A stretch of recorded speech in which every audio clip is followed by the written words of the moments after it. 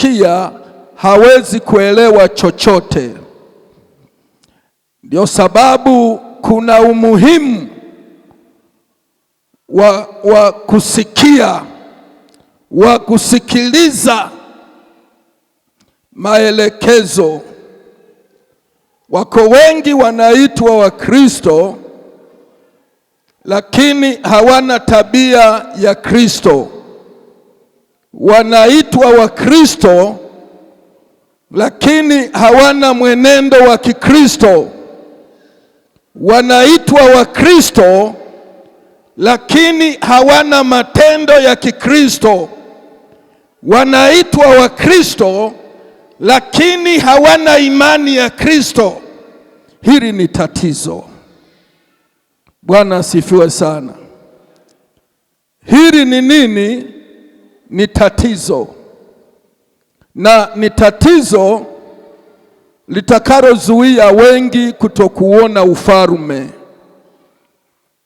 Ijapo wengi walitaka kabisa kuingia ufalme wa Kristo, lakini kwa sababu walitaka, lakini wakakosea kutokuwa na usikilizaji. Kwa hiyo walijenga tabia iliyo nje ya Kristo, wakajenga mwenendo ulio nje ya Kristo, wakajenga imani iliyo nje ya Kristo.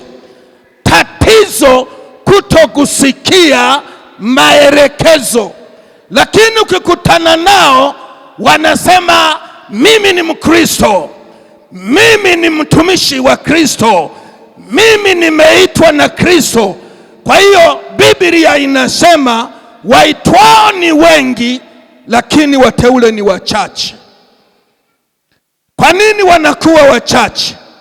Wanakuwa wachache walipoitwa wakaitika, walipopewa maelekezo ya kuteuliwa kwao hawakuyashika yale maelekezo ya uteule. Kwa sababu hawakuyashika, wanaishi nje ya uteule wao wakati wameteuliwa.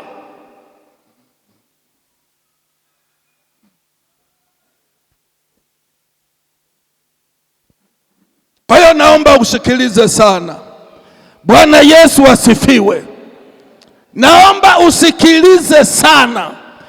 Biblia inasema ni wakati ambao Yesu aliwaambia wanafunzi wake, ambao wanafunzi wake ni sawa na mimi na wewe. Sisi tuliokubali kumwamini Yesu kuwa Bwana na Mwokozi wa maisha yetu. Akasema mtu akitaka kunifuata, mtu yeyote akitaka kunifuata ajikane mwenyewe.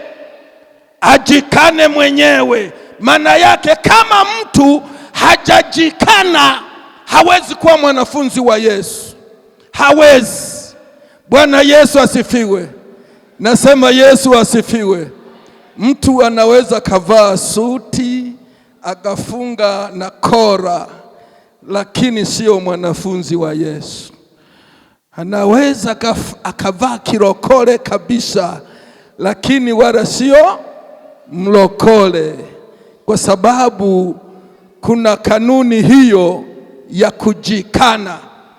Ile kanuni ya kujikana ndiyo inatengeneza uwanafunzi wa Yesu. Lakini kama mtu hajajikana, anaweza gasali kwenye kanisa la waliookoka, lakini yeye hajaokoka. Anaweza gasali kwenye kanisa la waliofanywa kuwa wanafunzi wa Yesu, lakini huyu hajawa mwanafunzi wa Yesu. Kwa nini? Hajajikana. Sababu hajajikana. Kujikana ni kujinyima zile taratibu zinazokwenda kinyume na Yesu. Zile taratibu unajinyima ambazo zinakwenda kinyume na Yesu ndani ya moyo wako. ndani ya njia zako, ndani ya matendo yako. Bwana Yesu asifiwe. Hizo unajinyima.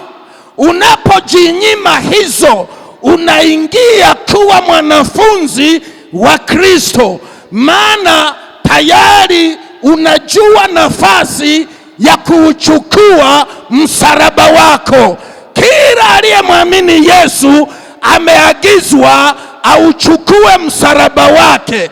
Bwana Yesu asifiwe. Nasema Yesu asifiwe. Hivi una habari kila muamini na msalaba wake? Unayo habari? Unayo habari? Msalaba wa mtungi ni tofauti na wa mama pati kwa sababu ya jiografia wanayoishi. Mtungi kwenye maeneo yake anatakiwa awe mwaminifu, ambayo hayo maeneo yake mama pati hapiti kule. Na mama pati anatakiwa awe mwaminifu kwenye msalaba wake huko, ambako mtungi yeye hapiti huko. Lakini kila aliyempokea Yesu anajua msalaba wake. Nikisema msalaba ni mapito yako katika Kristo. Kila muamini ana mapito yake katika Kristo. Kwa hiyo mapito yako ni tofauti na mapito yangu. Ndio sababu kila muamini anatakiwa ayachukue mapito yake. Kwenye mapito yake awe kielelezo cha Kristo.